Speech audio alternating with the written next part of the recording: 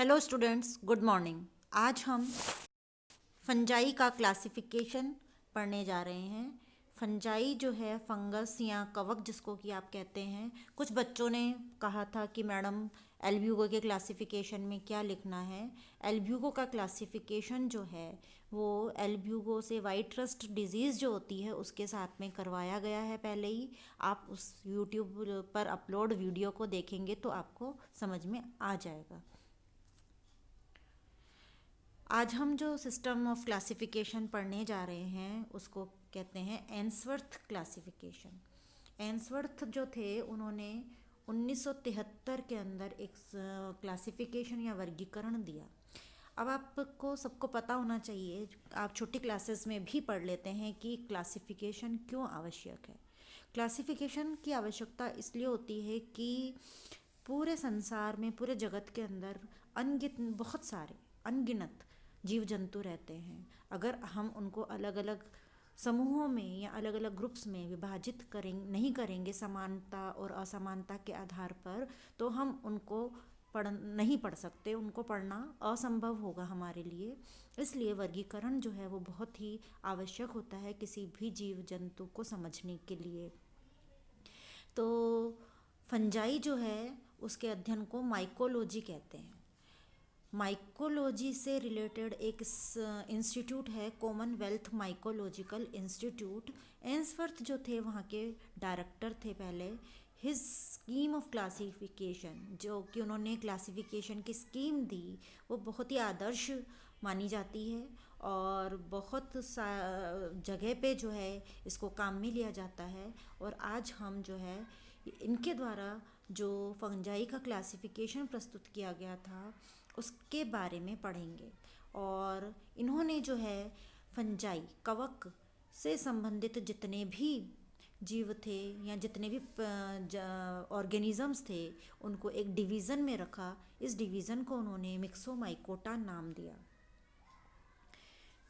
मिक्सोमाइकोटा sorry उस इसको जो है उन्होंने किंगडम नाम दिया था। किंगडम के अंदर फिर उन्होंने दो डिवीज़न रखे थे। किंगडम जो है माइसीटी कहलाता है। क्या कहलाता है? माइसीटी या माइकोटा। उस माइकोटा को फिर इन्होंने दो भागों में विभाजित किया था, मिक्सोमाइकोटिना या मिक्सोमाइकोटा और यू माइकोटा। मिक्सोमाइकोटिना के अंदर प्लाज्मोडियम या स्यूडोप्लाज्मोडियम जैसी फंजाई का वर्णन किया गया है, जबकि यूमाइकोटा के अंदर ज़्यादातर फिलामेंटस या तंतु की तरह के जो फंजाई दिखाई देते हैं उनका वर्णन देखने को मिलता है।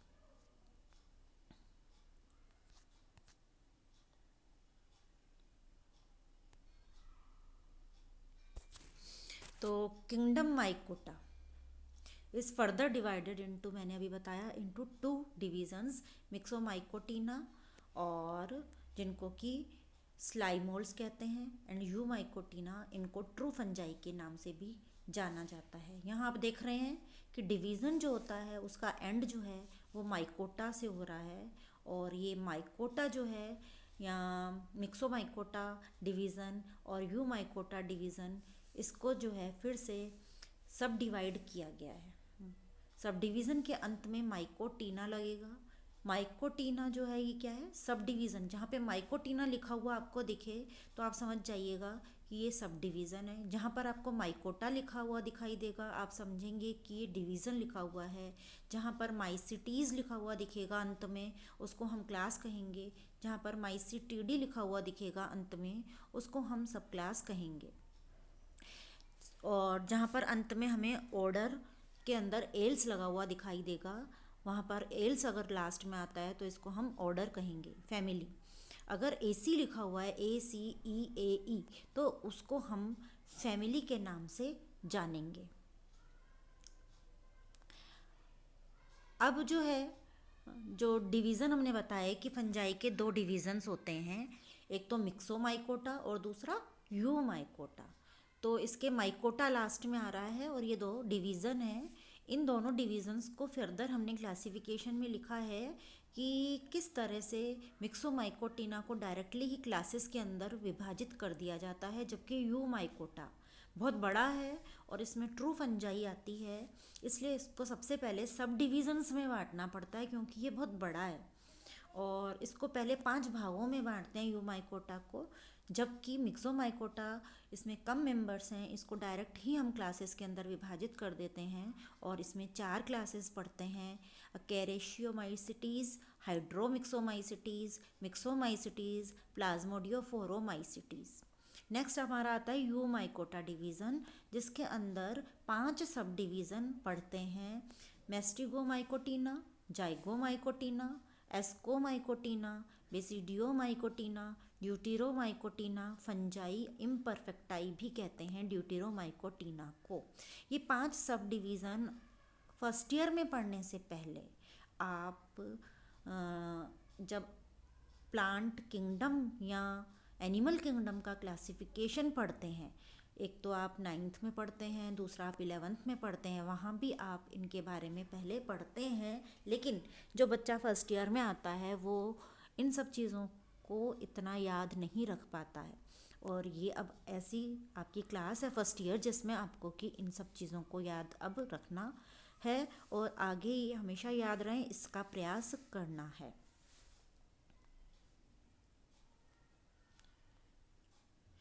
इसके बाद में हम फंजाई, जो माइकोटा हमने कहा है डिवीज़न, जो कि एक किंगडम है, इसके हम कैरेक्टर्स पढ़ेंगे। क्या होते हैं इसके मुख्य लक्षण? ये फ्री लिविंग पैरासिटिक और म्यूचुअलिस्टिक सिम्बायोन्ट्स डिवॉइड ऑफ क्लोरोफिल, इनके अंदर क्लोरोफिल नहीं पाया जाता, तो उसको हम क्या कहेंगे? माइकोटा या फंजाई। जिन मेंबर्स के अंदर क्लोरोफिल नहीं पाया जाता उसको हम माइकोटा के अंदर रखते हैं, और ये फ्री लिविंग होते हैं या पैरासाइट के रूप में उपस्थित हो सकते हैं या सिम्बायोन्ट्स सहजीवी के रूप में उपस्थित हो सकते हैं। पैरासाइट मतलब परजीवी, फ्री लिविंग मतलब स्वतंत्र जीवी। Cell wall composition is very variable, इनका जो सेल वॉल होता है वो खास होता है, और मुख्यतया ज़्यादातर फंजाई के अंदर ये काइटिन और ग्लूकन का बना होता है, लेकिन और भी वेरिएशंस इसमें देखने को मिलते हैं। Reserve food material, reserve food material जो भी होता है इनका वो ऑयल या ग्लाइकोजन में मुख्य रूप से इसमें पाए जाते हैं, इसके अलावा मैनिटोल के रूप में भी हो सकता है। कुछ मेंबर्स इसमें यूनिसेल्युलर प्रकार के भी होते हैं फंजाई में, लेकिन मेजॉरिटी या ज़्यादा मेंबर्स जो होते हैं वो कैसे होते हैं? फिलामेंट्स के प्रकार के होते हैं। यूनिसेल्युलर मतलब एक कोशिकीय मेंबर, जैसे ईस्ट, आपने इसका एग्जाम्पल पढ़ोगे।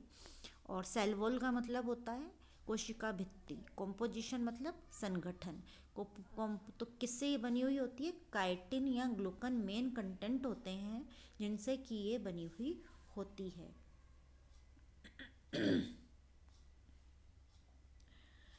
इसके बाद में किंगडम के बाद में हम जो है डिवीज़न मिक्सोमाइकोटा के कैरेक्टर्स पर जाएंगे।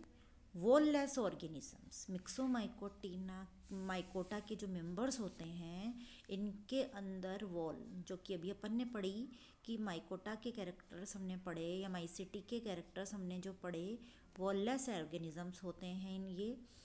और प्लाज्मोडियम, जो कि एक मल्टी न्यूक्लिएटेड प्रोटोप्लाज्म होता है और अमीबा के जैसा दिखाई देता है, उस तरह से इनके अंदर भी किसी भी प्रकार की सेल वॉल नहीं पाई जाती है, और ये स्यूडोप्लाज्मोडियम की तरह बिहेव करते हैं, जैसे कि बहुत सारी अमीबाइड जो है वो अमीबा की सेल्स संगठित हो गई हैं, ऐसा प्रतीत होता है। ये श्लेष्मी होते हैं दिखने में, इसलिए इनको स्लाइम मोल्ड के नाम से जाना जाता है। म्यूकस निकलता है इसमें से, इसीलिए इनका कॉमन नेम जो है स्लाइम मोल्ड्स रखा गया है। क्लास अक्रेशियोमाइसिटीज़, डिवीज़न मिक्सोमाइकोटा जो है इसके अंदर जो है, अब हम फर्दर इसको पढ़ रहे हैं क्लासेस के बारे में। तो इसके अंदर 4 क्लासेस होती हैं: अक्रेशियोमाइसिटीज़, हाइड्रोमिक्सोमाइसिटीज़, मिक्सोमाइसिटीज़, प्लाज्मोडियोफोरोमाइसिटीज़। तो इन चारों के अंदर कुछ डिफरेंस होगा, तभी इनको अलग अलग जगह पे रखा गया है। वर्गीकरण 4 क्लासेस के अंदर किया गया है। तो क्या फ़र्क है इनके अंदर, क्या डिफरेंसेस हैं इनके अंदर, वो अब हम देखेंगे। अक्रेशियोमाइसिटीज सेल्यूलर स्लाइम मोल्ड, हाइड्रोमिक्सोमाइसिटीज नट स्लाइम मोल्ड, नट की तरह दिखाई देते हैं। मिक्सोमाइसिटीज ट्रू स्लाइम मोल्ड्स इनको कहा जाता है। प्लाज्मोडियोफोरोमाइसिटीज एंडोपैरासिटिक, जो कि एंडोपैरासाइट के रूप में स्लाइम मोल्ड्स रहते हैं। तो ये जो है अलग अलग कैटेगरीज हैं, स्लाइम मोल्ड्स की अलग अलग प्रकार हैं। बहुत ये इसका कोई मेंबर हमारे सिलेबस के अंदर नहीं है, बस एक एलिमेंट्री आइडिया ही इसका आपको पढ़ना है।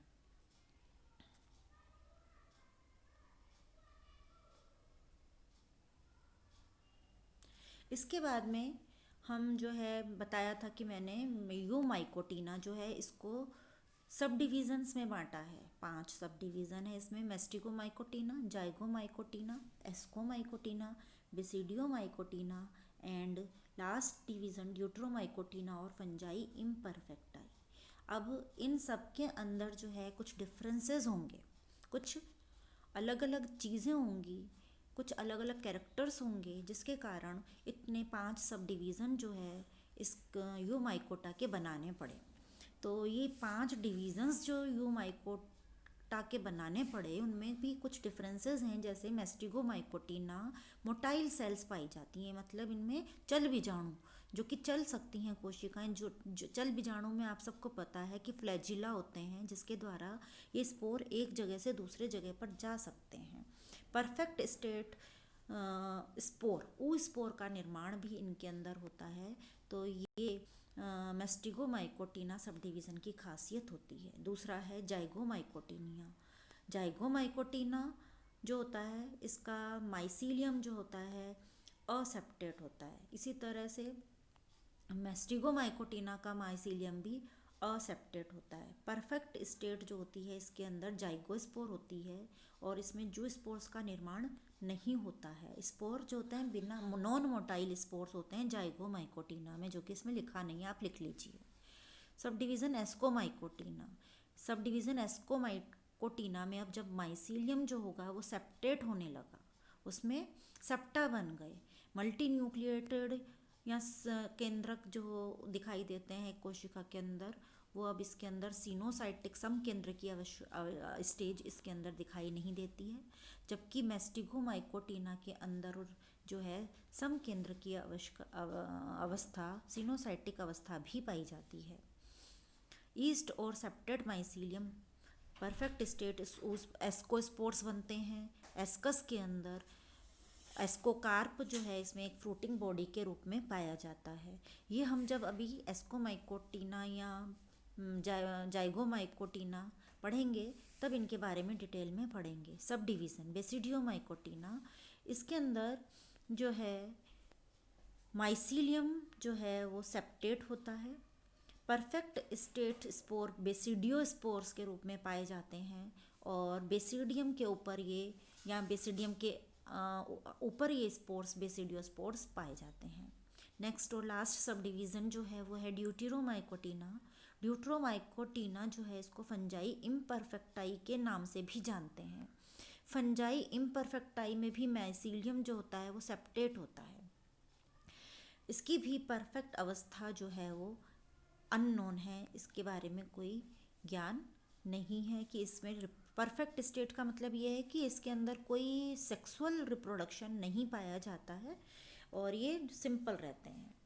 और ये जो ईस्ट लिखा है ये केवल एस्कोमाइकोटिना में ही आप नोट करेंगे। ईस्ट जो है इसमें बार बार आपको नहीं लिखना है। बेसिडियोमाइकोटिना में नहीं लिखना है आपको ईस्ट, और ड्यूटेरोमाइकोटिना के अंदर भी ईस्ट आपको नहीं लिखना है, सेप्टेट माइसीलियम ही लिखना है। बेसिडियोमाइकोटिना में भी आपको खाली सेप्टेट माइसीलियम ही लिखना है।